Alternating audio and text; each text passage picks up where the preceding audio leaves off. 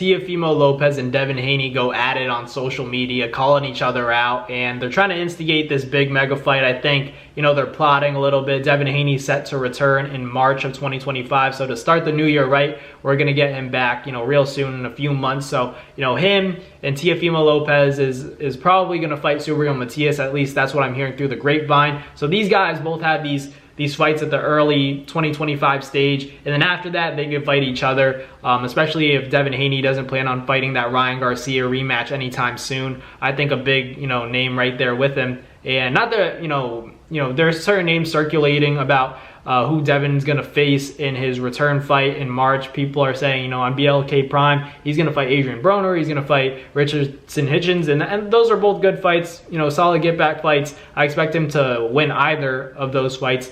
But, Teofimo Lopez is going to fight Subriel Matias. Assuming that Teofimo gets, past that, which I'm not too sure about, it's going to be an interesting fight. But let me know in the comments who you guys got on that one. Subriel Matias versus Teofimo Lopez. Tough fight for Teo, not an easy one, in my opinion. High risk, low reward. But if Teofimo and Devin, both pass those tests, then they could fight each other, and I think that's a great fight. I think that's a great fight because these guys have been talking so much, back and forth with each other. Their fathers have been going at each other, so it's going to be some great lead up, especially during the press conferences, and all the promotion for that fight would be great, and I'd be excited to see it. Even with all the promotion out of the way, it's a good fight. You got a boxer versus a big puncher like Teofimo Lopez.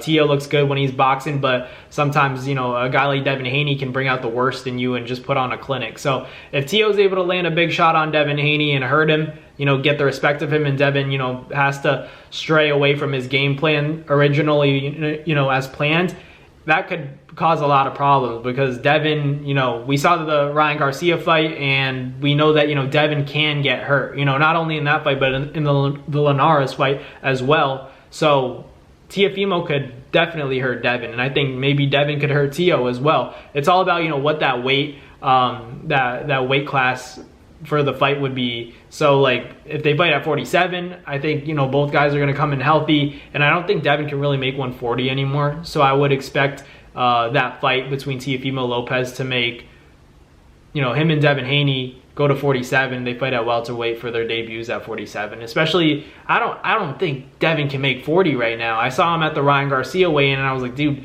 he doesn't look good. He doesn't look healthy. And then they still took the fight even after Ryan Garcia weighed in several pounds over the weight limit. And I was like, oh, this might be, a bad decision from the Haney camp. And then, we saw it, right? We saw what happened, but, the PEDs and all that. So Devin didn't technically lose his O. But against a guy like Teofimo Lopez, and they're both, at 147 feeling healthy, I think that's the most even playing field. That's as even as it gets. So for Teo and Devin, that's a really good fight. Both guys, have a level of power. I'd say that Teofimo Lopez has more power than Devin does.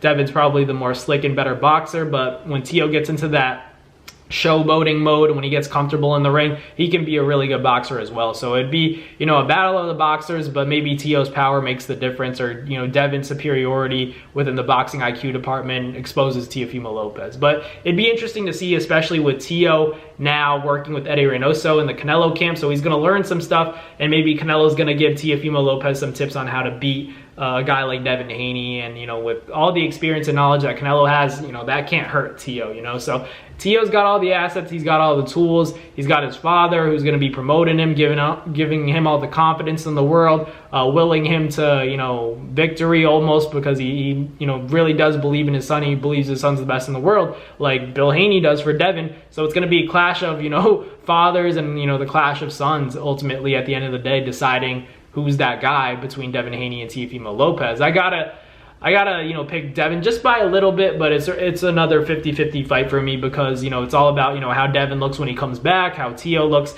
against Subriel Matias if he even wins that fight. So, Devin and Teo is definitely a huge fight for the sport of boxing in the future, especially if both guys get past their next fight. I'd love to see Devin and Teo go at it because their dads are so exciting. They don't like each other, and then the fighters, the sons, don't like each other. So I gotta favor Devin by decision, but Teofimo could definitely hurt Devin and shock the, not even shock the world, but shock Devin Haney, you know, with some power. So let me know in the comments who you guys got. But thank you guys for watching. Like, comment, and subscribe. And I'll catch you guys on the next Navs Boxing video. Peace. That's going to do it for another Navs Fight Media video, guys. Thank you guys so much for watching. It's been your boy, Mandabong, with another video. Hope you guys enjoyed it all. Thank you guys for the constant support. Salute to y'all always. It's been your boy.